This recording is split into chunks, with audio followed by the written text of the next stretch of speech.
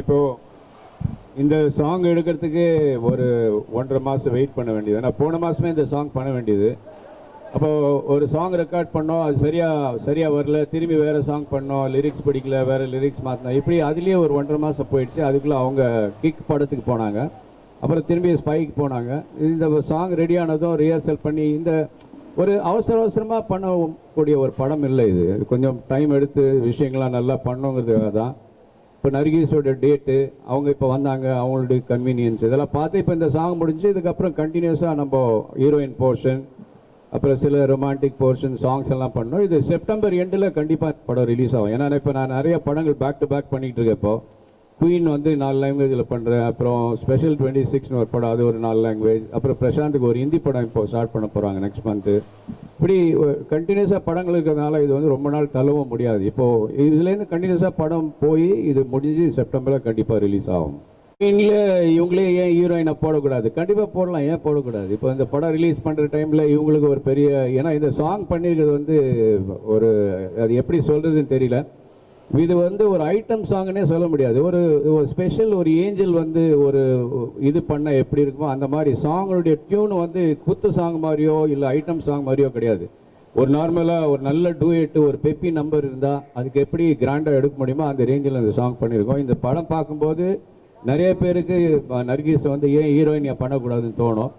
இப்போ அந்த டைமில் நர்கீஸ்க்கு டேட் இருந்து ஓகேன்னு சொன்னால் டெஃபினட்டாக குயின்லேயே அவங்களை ஹீரோயினாக பண்ண வைக்கலாம். ஆனால் நான் இது வரைக்கும் யாரையுமே ஹீரோயினை அப்ரோச்சும் பண்ணல, டிசைடும் பண்ணல. ஆனால் நிறைய நியூஸ் வந்துகிட்டே இருக்குது, இவங்க தான் குயின், இவங்கள ஃபிக்ஸ் பண்ணிட்டாங்க, இவங்களுக்கு இவ்வளோ சம்பளம் கொடுத்தாங்க, இதெல்லாம் ஒவ்வொரு நாளும். அது வந்து ஒரு விதத்தில் பார்த்தா உங்களுக்கு நல்லா எல்லாருக்கும் தெரியும். ஏதாவது தப்பாக யாராவது எழுதுனா கூட நான் வந்து திரும்பி போய் ஏன் என்னான்னு கேட்குறது கிடையாது. அது ஒரு பப்ளிசிட்டி தான். அடிக்கடி எம்ஜிஆர் சொல்லுவார், நல்லதோ கேட்டதோ ஒரு நடிகனுக்கு வந்து ஏதாவது ஒரு விளம்பரம் வந்துக்கிட்டே இருக்கணும்னு. அது மாதிரி குயினை பற்றி நிறைய நியூஸ் வர்றதுனால படத்துக்கு நல்ல பாப்புலாரிட்டி. இப்போ அது சோனி டிவியில் படம் ரிலீஸ் போட்டாங்க, அது வியூவர் ரேஞ்ச் எங்கேயோ இருந்தது. ஏன்னா சவுத்தில் அது என்ன குயின் படம் எல்லாமே இப்படி இருக்குன்னு சொல்லி அந்த படத்தை அன்றைக்கி உட்காந்து பார்த்தாங்க. இது மாதிரி பப்ளிசிட்டி வந்து படத்தை பற்றி பேசும்போது நிறைய பப்ளிசிட்டி இருக்கிறதுனால அது எதுவும் சொல்கிறதில்ல. ஆனால் வெகு விரைவில் இந்த ஹீரோயின் யாருன்றதை டிசைட் பண்ணிவிடுவோம், அதை அனௌன்ஸ் பண்ணுவோம். அதை அனௌன்ஸ் பண்ணும்போது அந்த டீம் ஃபுல்லாக பாம்பேலேருந்து வருவாங்க, எல்லோரும் வந்து அந்த குயினை வந்து க்ரௌன் பண்ணுவாங்க. அந்த ஃபங்க்ஷனும் இருக்கும், ஒரு பெரிய ப்ரெஸ் மீட்டோடு உங்களை மறுபடியும் நான் சந்திப்பேன். இப்போ வந்ததுக்கு எல்லாருக்கும் ரொம்ப நன்றி. மறுபடியும் நான் வந்து இந்த இன்கன்வீனியன்ஸ்க்காக நீங்கள் இதோ என்னோட பொறுத்துக்கிட்டதுக்கு நன்றி.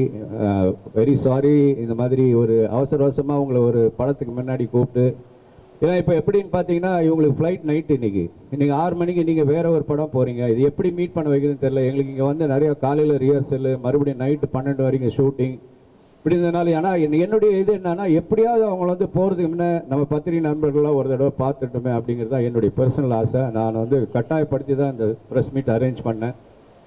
இது இந்த கடைசி நிமிஷத்தில் அவசரம் பண்ணாலும் எனக்கு எல்லாருமே, எல்லாம் ஃப்ரெண்ட்ஸு எல்லாம் வந்து இங்கே இந்த மரியாதை கொடுத்ததுக்கு நான் ரொம்ப நன்றி, தேங்க்ஸ். ஒரே ஒரு நிமிஷம், லாஸ்ட்